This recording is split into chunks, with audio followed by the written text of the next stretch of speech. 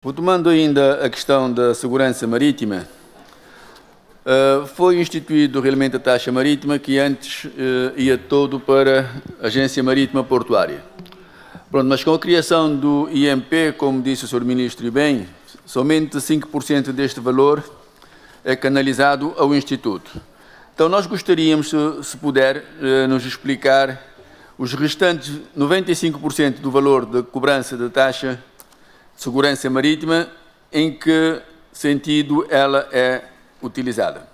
Quanto ao 95% da taxa de segurança, como deve ser neste momento, quase a totalidade da taxa de segurança é absorvida pelo pagamento da indemnização compensatória. Nós também, através da taxa de segurança, financiamos formações, parte dela é para a contratação de quadros do Ministério do Mar, a parte do fundo que é captado pelo Fundo de Segurança tem a ver também com o pagamento das concessões da orla marítima. Pelo que neste momento nós estamos a constituir, de facto, recrutando novos quadros para o Gabinete de Segurança, para a Comissão de Acompanhamento. Iremos ter quadros a partir do Banco Mundial e de outras instituições, mas basicamente grande parte do Fundo de Segurança neste momento é absorvido pelo pagamento do serviço de concessão. Quando se fala da compensação financeira, não é um lucro à empresa. Em função do balancete que se apresenta, o governo compensa a empresa pelo prejuízo que ele apresenta. E é falso dizer que houve um aumento da compensação financeira. Olha, em 2019, 298 milhões. Em 2020, 1 milhão de contos. Porquê? Estávamos em pleno Covid, a empresa teve problemas financeiros. Em 2021, em plena retoma, estamos a ficar de 880 mil contos. Em 2022, por causa do impacto da guerra na Ucrânia, 1,2 milhões de contos. Esta compensação não é um lucro que a empresa teve, é por causa da deficiência dessas linhas. Então, nós temos que levar em consideração. Porque a exploração marítima em Cabo Verde é altamente deficitária. Só a linha São Vicente de Santo Antão é que é rentável. Os outros só conseguem fazer viagens se houver esse mecanismo de compensação. Muito obrigado, Sr. Presidente. Se o Governo antes estava a dizer, e disseram-no claramente, que iam negociar o pagamento porque o montante não estava a ser justo, o que a concessionária estava a exigir, não era o que o Governo tinha nas suas contas. O Governo foi agora para além das exigências que estavam a ser feitas. E agora há uma questão que tem que ser esclarecida. O Governo disse que fixou agora 700 e tal mil contos como montante de indemnização compensatória. E disse que esse montante é inferior ao montante que estava a pagar. E nós temos introduzido no orçamento 300 e tal mil contos para pagar a indemnização compensatória. A última indemnização compensatória mais alta que aprovamos no orçamento é 600 mil contos. Como é que o Governo estava a pagar mais do que está no orçamento? E aí, alguma coisa está muito torta e a gente tem que endireitar isso, não é? Portanto, há muito que não está bem. E nessas questões temos que esclarecer, e o Governo tem a responsabilidade de nos esclarecer o que é que está a fazer com o recurso do orçamento e porque é que está a pagar mais do que está orçamentado. E com base em que lei? Muito obrigado. No orçamento de Estado, não tem de facto aquele valor que às vezes aprova ali. Esse que aprova. Para morrer, esse que aprova nada que é bom para o país. Mas você sabe, mas existe um fundo de segurança marítima que te disponibiliza aquele valor e que é a volta de 500 e tal mil que te chega e que é compensado com recursos que também de orçamento de Estado. Porque de facto aquele valor está lá no orçamento de Estado. Não deve para a população sim. Mas aquele 300 milhões está lá no orçamento de Estado. Mas, no entanto, o que está é que é fundo de segurança marítima que deve prestar serviço.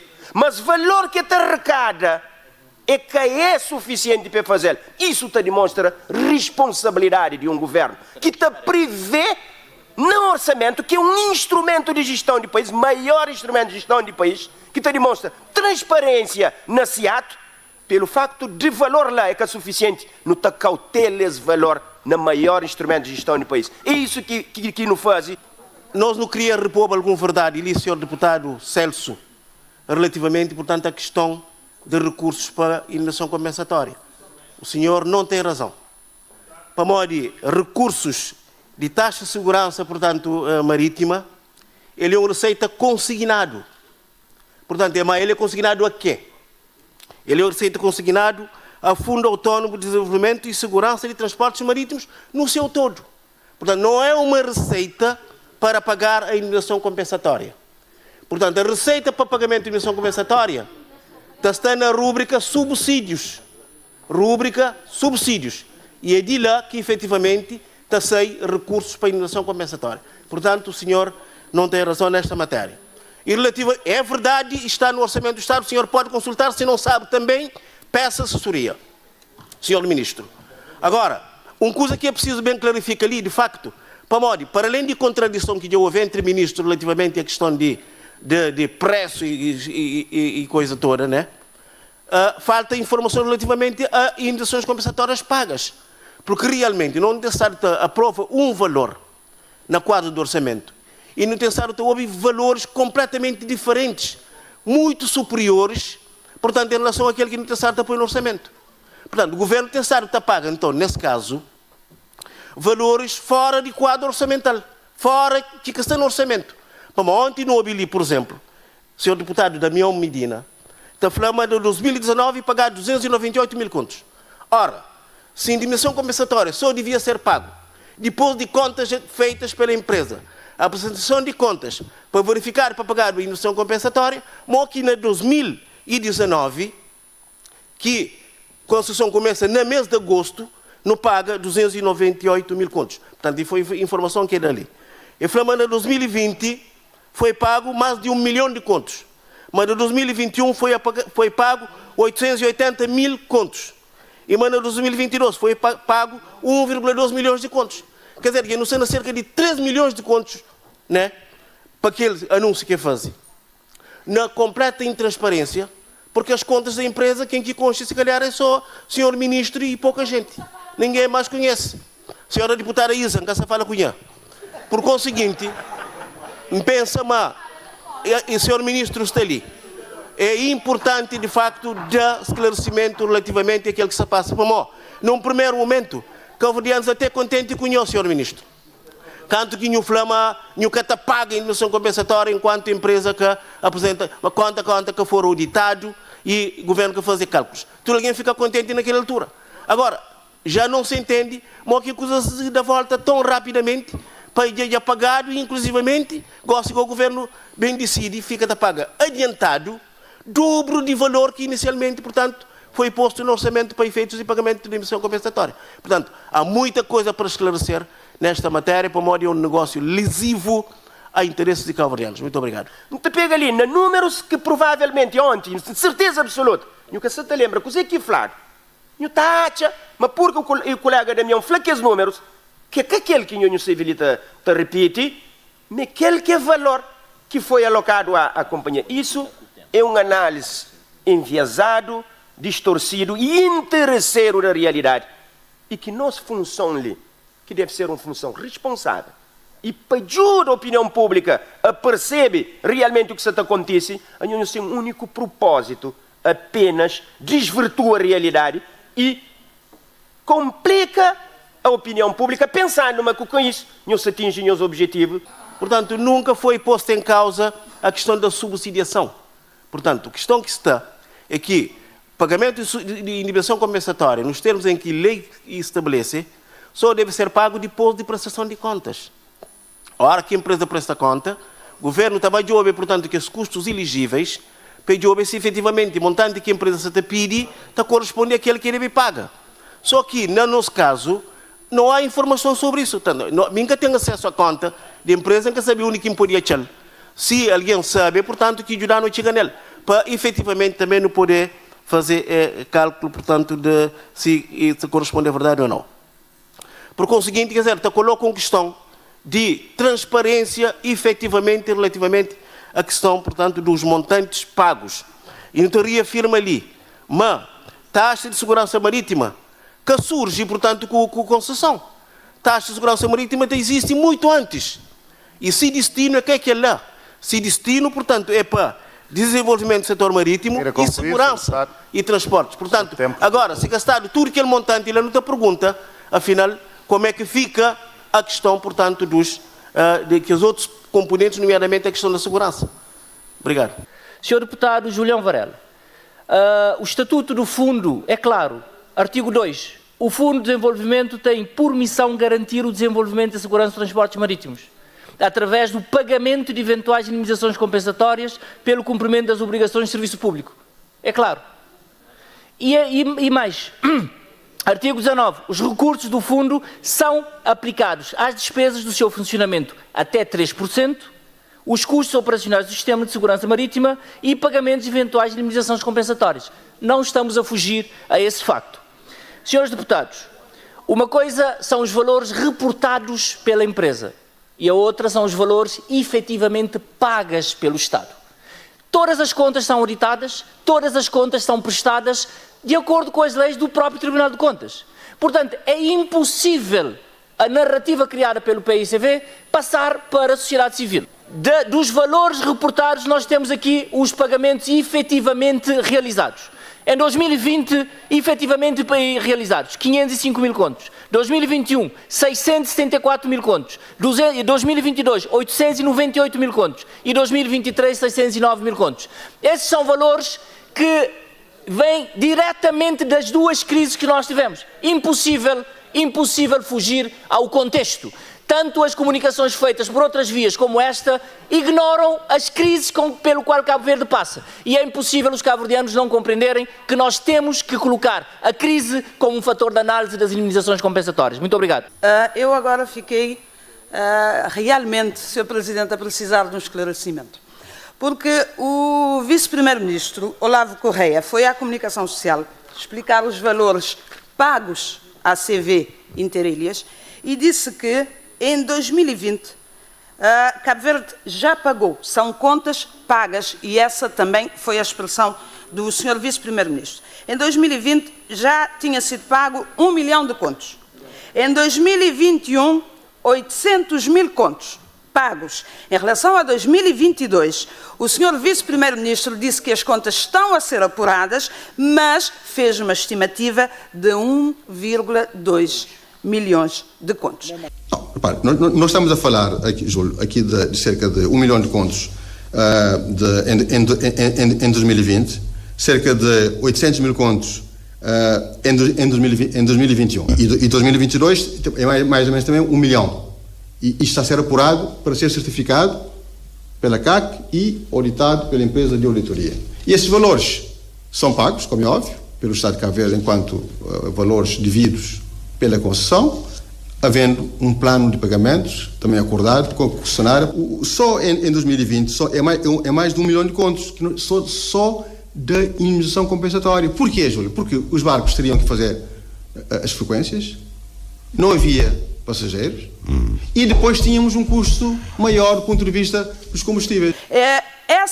Esse montante, é preciso dizer aos cabo-verdianos que, pelas contas do Vice-Primeiro-Ministro, temos estado a pagar a CV Interilhas cerca de 2 mil contos por dia. Não. Agora, o senhor Ministro do Mar vem aqui apresentar contas completamente diversas. E está a dizer que são contas pagas. Eu acho que antes o Governo devia pôr-se de acordo em relação ao que pagou a CV Interilhas e depois conversamos sobre isso. Obrigado. E nós não queremos é que o cabo-verdiano pagar um valor justo, não mais daquilo que ele tem que pagar. O cabo-verdiano quer poder pagar a incapacidade, a ineficiência do serviço. Senhor Ministro, não tem que ter um serviço de transporte marítimo eficiente.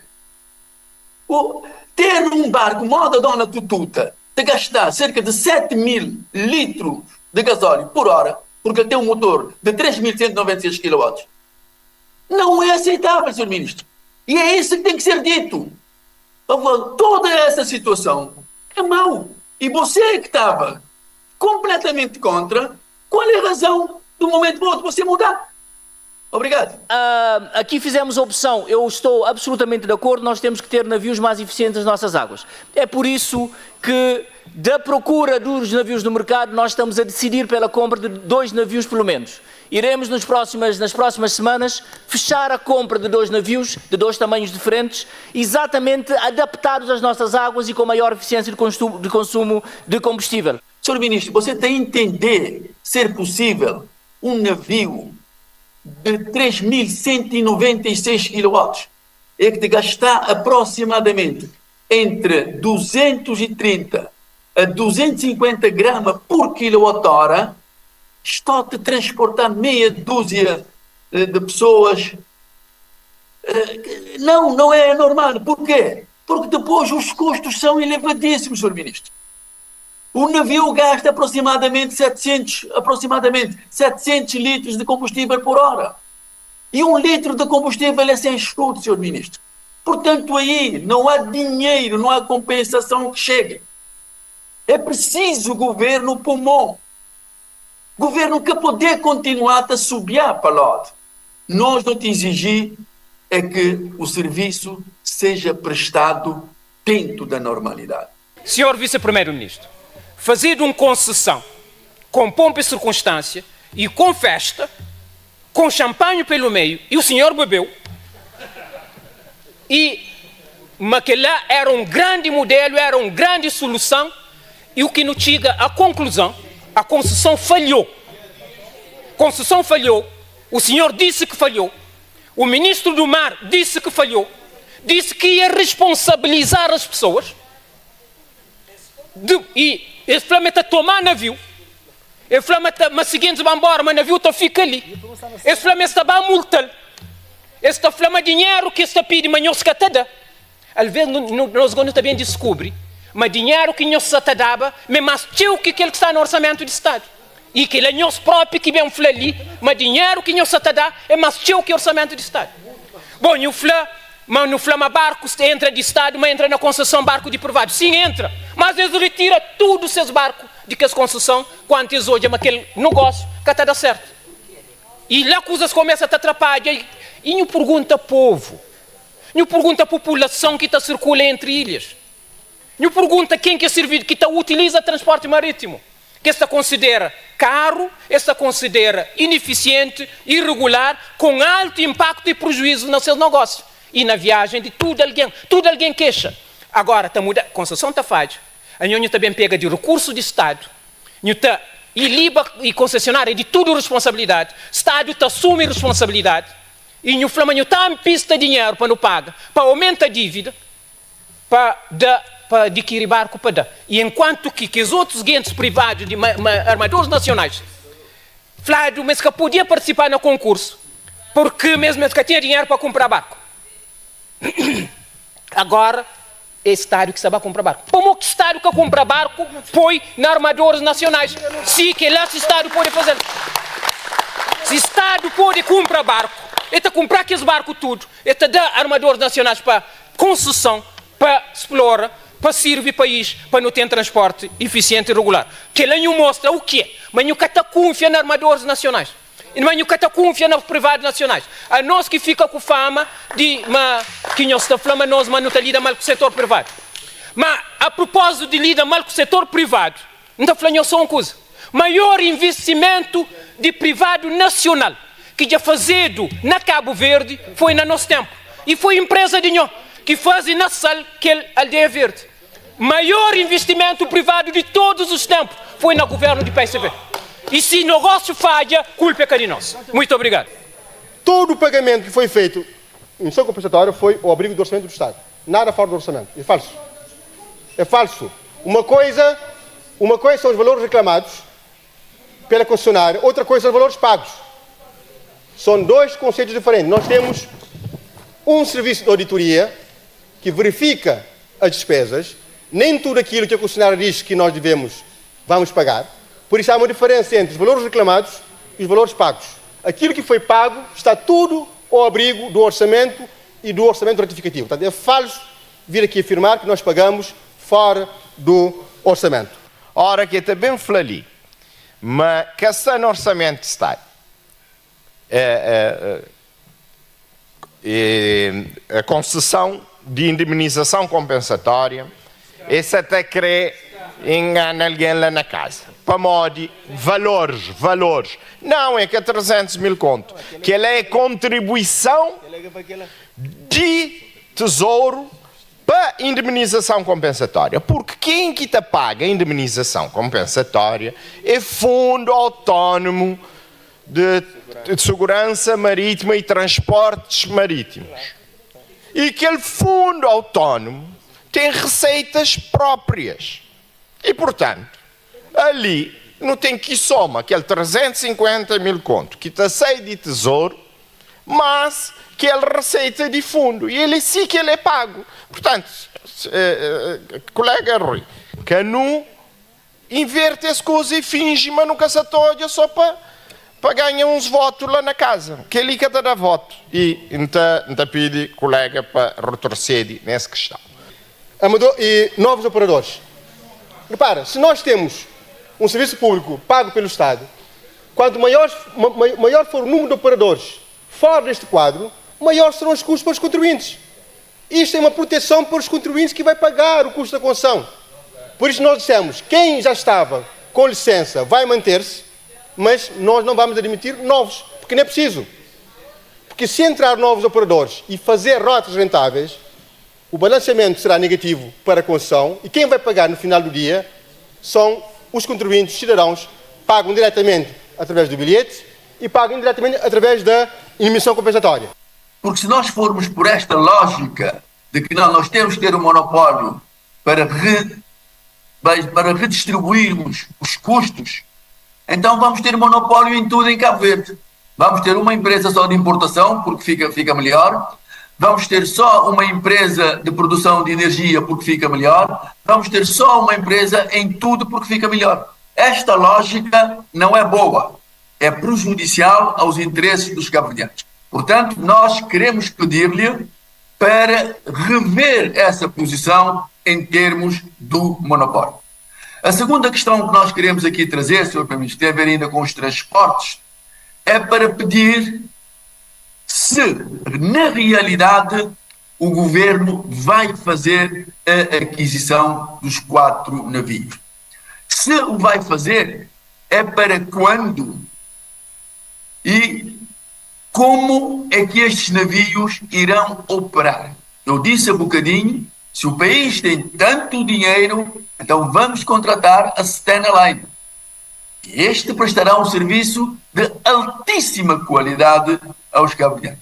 Portanto, gostaríamos de ouvir a sua opinião nestas duas questões. Muito obrigado. Nesse momento, se o serviço for bom, não precisamos de mais operadores para vir criar um quadro de instabilidade em relação ao modelo de negócio e ao modelo financeiro, que no final do dia quem vai pagar são os contribuintes e os utentes, mas vamos continuar atentos para, em função das necessidades que o nível de serviço vier a exigir, o Governo de Cabo Verde tem que tomar medidas adicionais em relação a esta matéria. Pode estar ciente, estamos engajados e comprometidos com o melhor nível de serviço ao nível dos transportes marítimos para ligar as ilhas entre si e Cabo Verde com o mundo. Muito obrigado. Em Cabo Verde nós temos, neste momento, podemos considerar Tripoli, né? Se existe essa palavra em português, será esta. Nós temos a empresa Armas, com o navio Nosferi, nós temos CVI, que gera os barcos, outros, e nós temos o Polaris com o navio interior. Temos 3 empresas a prestar este serviço só de passageiro, porque há outras empresas a elaborarem nesta parte de transporte de cargas. Então, em Cabo Verde nós temos uma diversidade de empresas a prestar o serviço de transporte marítimo no país. Sr. Presidente, em Cabo Verde, antes de termos barcos e outros mais, o maior problema de ligação em Cabo Verde é déficit de passageiro. Escala que nós não temos. Então, isto provoca uma insustentabilidade ao transporte. Então, o serviço de transporte em Cabo Verde é mais um serviço social do que outra coisa. Só a linha São Vicente Santo Antão é que é a linha rentável, em parte também a linha Santiago, Ilha do Fogo. Os outros são 4%, 8%, 3%, 1%. Então, para poder garantir este serviço, por isso que a empresa, o Governo, tem este mecanismo de compensar esta empresa para as linhas que ele faz, que tem esta, que são deficitárias. Então, se estes mecanismos de compensação não é possível ligar o país. É por isso que no tempo do PICV havia o mecanismo de fazer o licenciamento Cada empresa ou operador que quisesse ter um barco fazia a ligação, tinha um mecanismo que era licenciar, fazia a linha rentável. As outras que não eram rentáveis ficavam todas elas descobertas. Então, este que é o principal problema que nós temos aqui no tempo do PIC. Então, de nada vale vir aqui o António dizer que se um operador de Santo Antão quiser colocar um navio, coloca na linha São Vicente de Santo Antão, com 2 barcos lá a operar, vale a pena ter mais um. Então você está em contramão, caro colega António Monteiro. Muito obrigado. Sobre a questão que colocou o Sr. Deputado da UCID. Não, o que nós estamos a dizer aqui, hoje já no mercado cabo-verdiano de transportes marítimos, temos 3 empresas que operam no mercado. Uma que faz serviço público e 2 que são empresas privadas. O que nós estamos a dizer é que esse modelo com 3 já é suficiente, não precisamos de novos operadores do mercado, senão vai destabilizar o mercado e vai criar um custo adicional para os contribuintes que nós não queremos assumir agora. Agora, se viemos a precisar, em função do nível de serviço, de meter mais operadores, então o Governo, nessa altura, poderá analisar. Depois, a questão dos barcos. O que nós estamos a dizer é claro que precisamos dos barcos para termos operações marítimas. Agora, o número de barcos tem de estar linkado ao nível de serviço e ao custo. Nível e custo. Não é apenas uma questão de quanto mais barco, melhor. Não é assim. É isso que eu queria dizer. Não é quanto mais barcos, melhor. Não. É preciso termos todas as variáveis em perspectiva, nível de serviço, segurança, mas também sustentabilidade económica e financeira da operação para podermos otimizá-la em defesa do interesse público, mas também para que o serviço seja de qualidade e seja um serviço referencial para todas as ilhas de Cabo Verde e para podermos amplificar a dinâmica de crescimento da nossa economia.